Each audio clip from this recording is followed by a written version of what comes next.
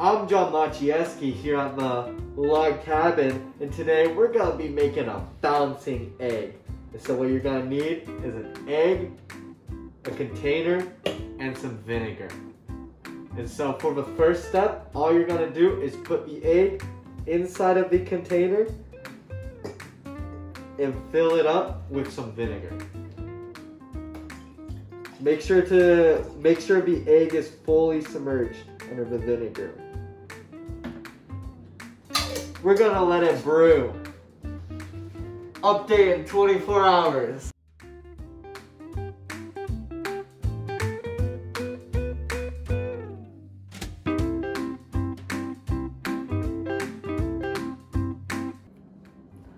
Alright, it's been a few days. We let the egg sit in the vinegar over the weekend, and we can see that the vinegar dissolved the shell but not the membrane, and some vinegar went into the egg, and that's why it's a little bigger. We can see some of the egg shell is at the top of the vinegar. Alright, it's the ultimate test. Will the egg bounce? Whoa! It bounces!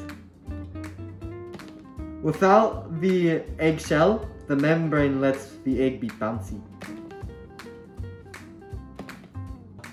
Here's some different experiments you can try at home with this. You can try adding some food coloring to the vinegar.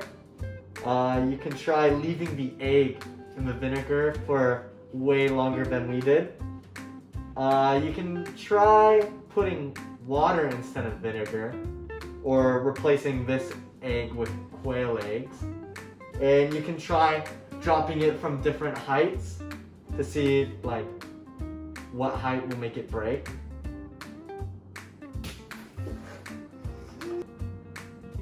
Here's the membrane.